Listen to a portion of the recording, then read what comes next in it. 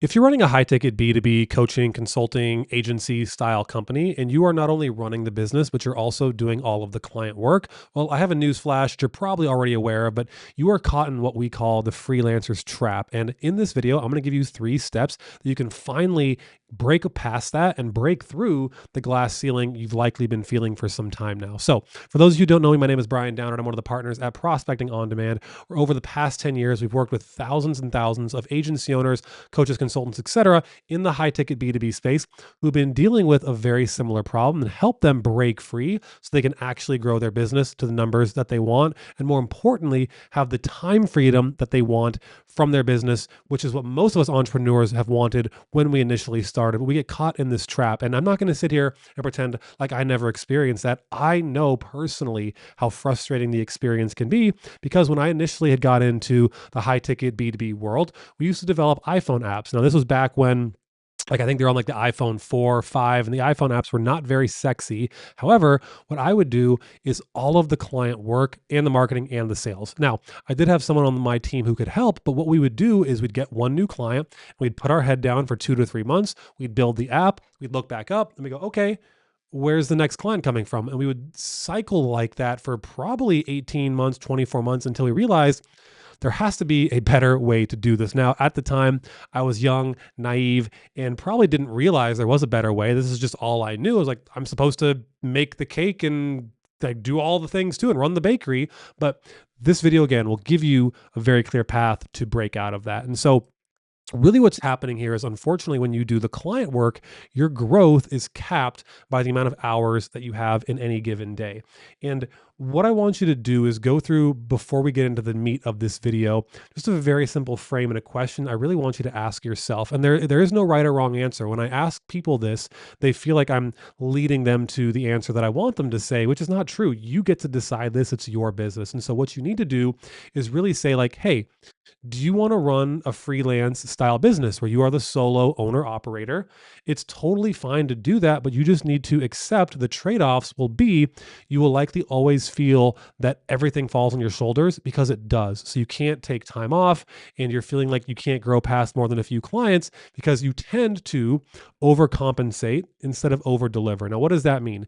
Instead of just doing the one thing you initially promised, because you only have a couple of clients and they're paying probably most of your bills, you'll do anything to keep them. And so scope creep sets in. You end up going above and beyond to try and keep them happy and get them results.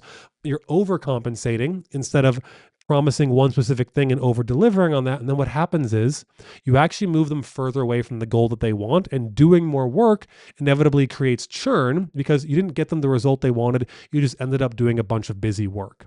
On the flip side of that, you can be a business owner. You can be someone who actually has a team running different departments of your business. This, of course, has its own challenges. It's hard to find good talent. It's hard to keep good talent. But this is the path required if you really want time freedom and uncapped potential on the ceiling of what you can earn in your business. So let's talk about the first phase here. And that is going to be making sure you are actually priced to scale. So what does that look like?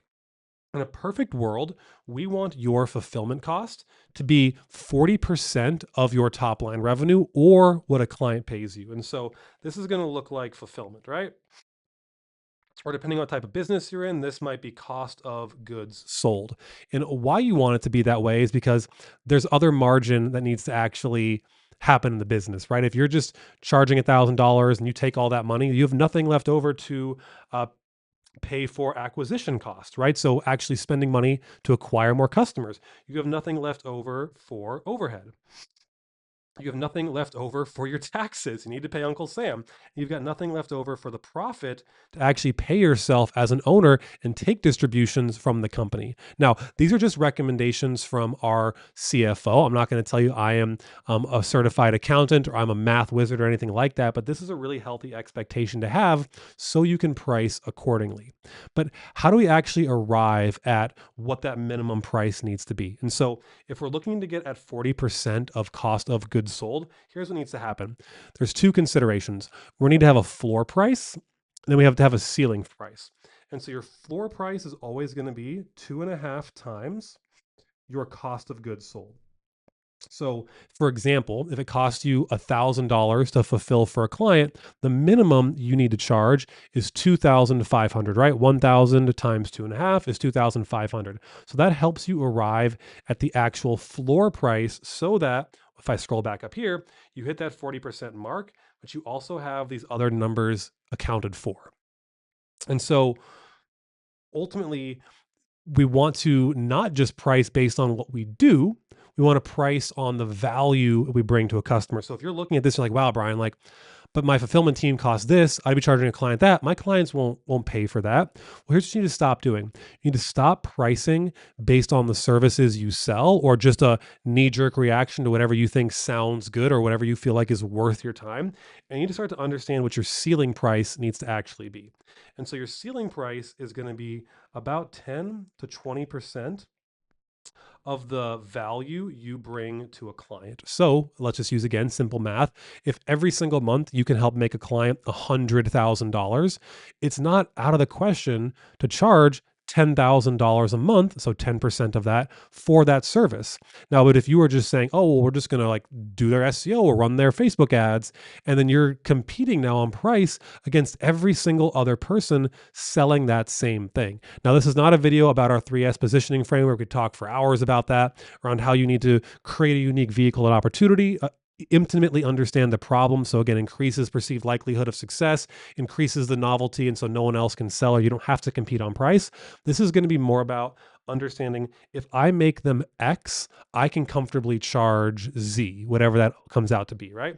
And so your ideal price is going to be somewhere between these two numbers where you'd never want to charge under your floor price, but you can raise that based on, again, the average value towards that ceiling. And the more results you get, the more case studies, proof, et cetera, that you build up in doing this, your ceiling can increase.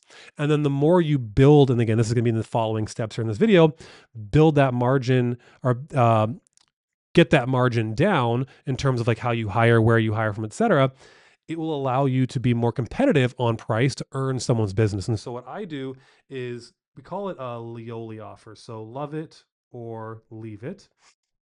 And the idea is you can have somewhere between the ceiling and your floor, the ideal price you want to charge, but to earn someone's business, you can negotiate backwards to your floor and say, hey, Bob, listen, like I have a lot of belief that we can deliver for you. Why don't we do this?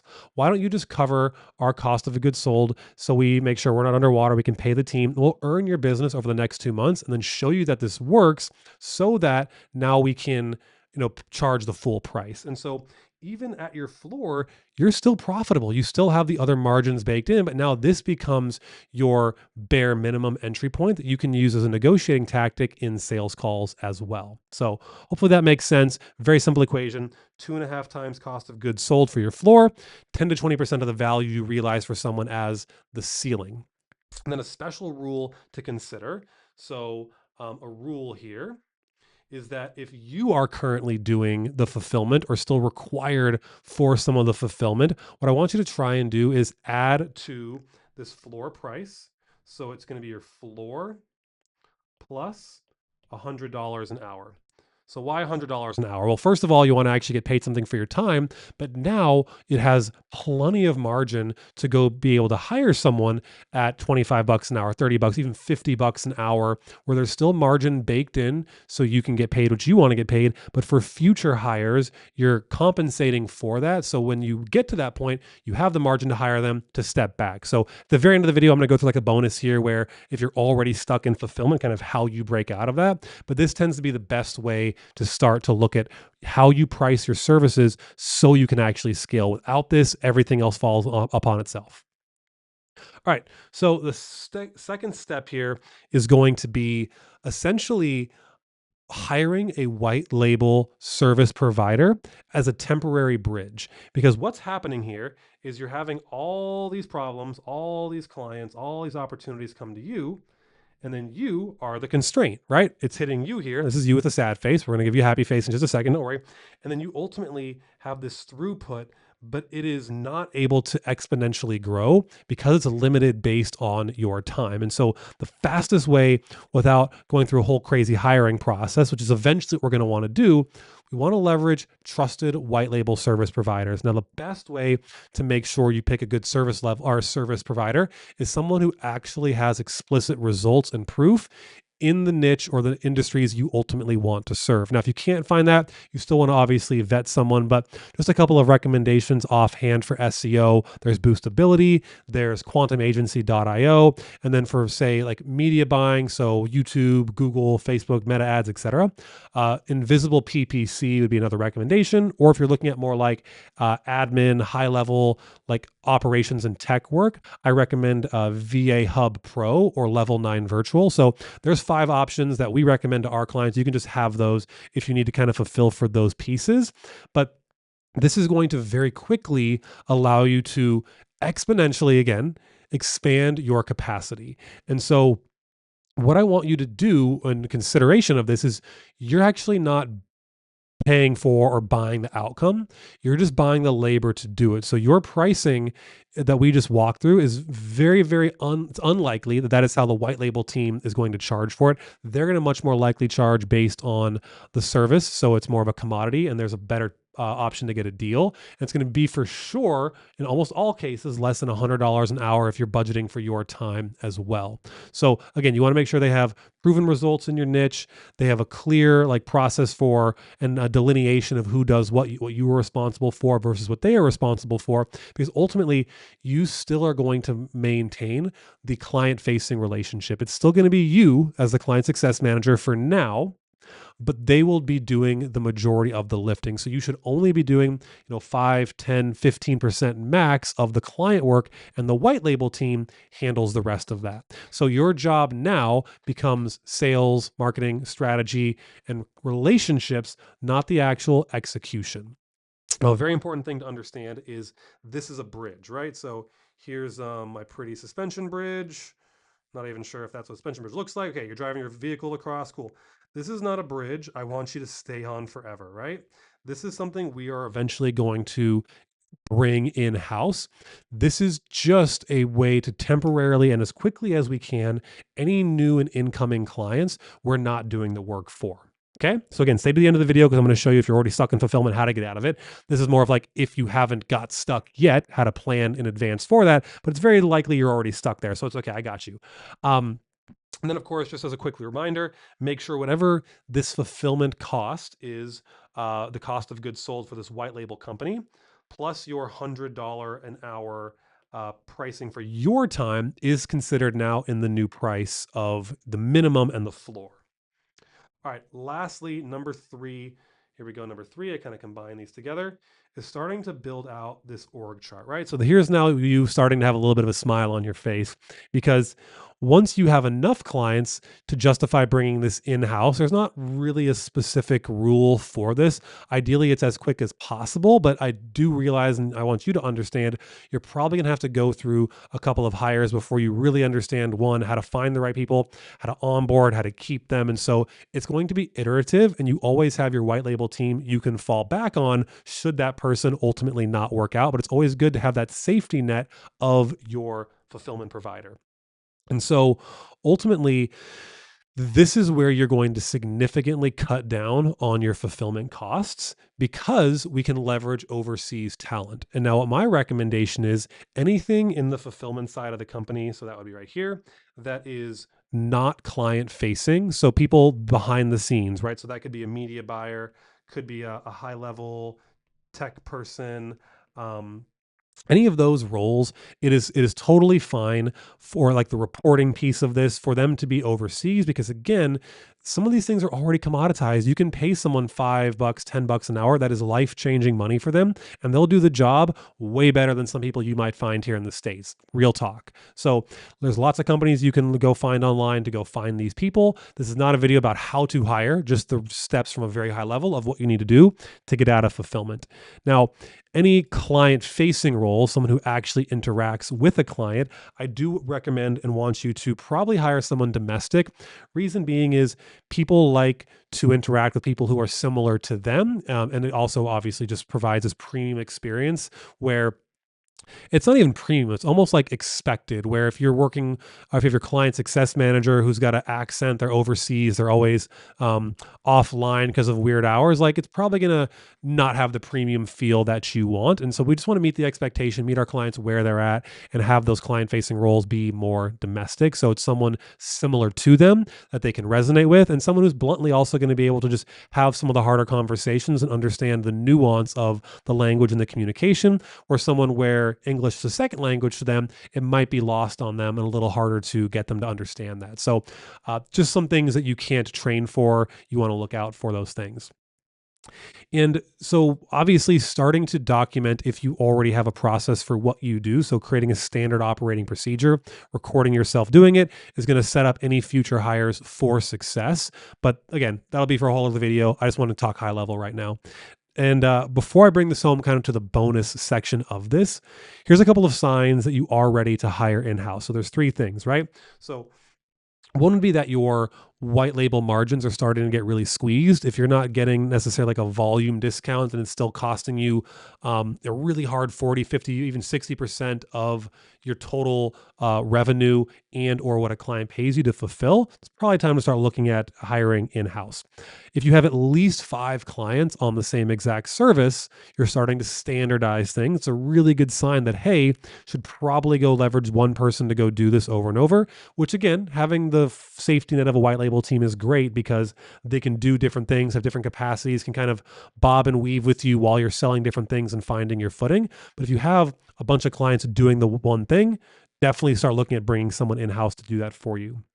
And then the last one be you're turning down business because of capacity issues. And if that is true for you as well, you really need to look at, okay, is it that the white label team can't support those? Am I doing too many things? Or is it actually an indicator of, hey, like I need to be able to bring someone in-house who's got all this availability because maybe the white label team just doesn't or can't or won't. And you don't ultimately control that. And building an entire business off a white label company is dangerous because you're building that on rented land. God forbid the owner of those companies gets hit by a bus. They go out of business. They've got a bad month and they fire you. You're put in a really bad spot. So ultimately, you do want to have this control and hire in-house. All right, last one. Let's bring this home. So if you are already stuck, right? You're like, Brian, this all sounds great, but I'm already stuck in client fulfillment. I don't know how to break out of this. So you can still run this same play, even if you're stuck there. But here's what I recommend. You block off golden hours. So golden hours are going to be 1 p.m. to 5 p.m. Typically, where if you are not on sales calls, you're doing whatever you can to book more sales calls. You're not doing client work. You're not putting out fires. You're not doing any of those things during this time because this is the time when people are most likely to transact with you and most likely to pay you so that you can now divert some of that money to pay the white label fulfillment team, to pay an in-house person, et cetera. And this is really non-negotiable, guys. Like for our especially, our clients, we really push them on this where everything else can wait. If you are not doing income producing activities during this time, you're very likely shooting yourself in the foot and perpetuating the freelancer's trap.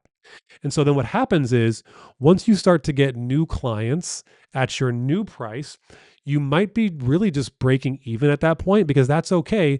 You can use some of that income to pay to get current client work off your plate. So again, like your time at this stage is way more valuable than that extra couple $100 or extra $1,000 a month. You want to leverage that margin to buy back current time that you're already spending on some other additional clients, right? And then ultimately, once you have enough volume of new clients at the new price, you can do a couple of different things, right? You can raise the prices on current past clients to get them up to the standing of where they really need to be. And you're okay if they say no or if they churn because of that. Or you can fire low margin, high hassle clients as well, which is a great feeling. We call it addition by subtraction. You can finally let go of some people who you feel like you need to keep them because you need the money. And it gives you space to actually go focus on the ones who are willing to pay what you're worth and aren't going to be a pain in the butt. And then this is just a good sign that you can afford to actually let them go. And that is the whole point of building this right. Because once you get to a place where you're doing pretty much none of the client fulfillment, which is where we are in this business currently. So we're currently building out now the sales side of the company. We've pretty much got fulfillment 95% off of our plate. It's a beautiful place to be because now you can trust the team to take care of your clients and you can focus on growth and taking time off when you want to with your family. So if you found this at all helpful, do me a huge favor, hit the like button and subscribe to the channel. It just helps us out a ton. It helps us reach new people. And if you want to see what it would be like to work with us and get help with this in a one-to-one format, go click the link below this video. You can check out there how we do this and our whole prospecting in a box system. And we can show you what it would look like to have this installed into your business as well. I'll see you in the next one. Peace.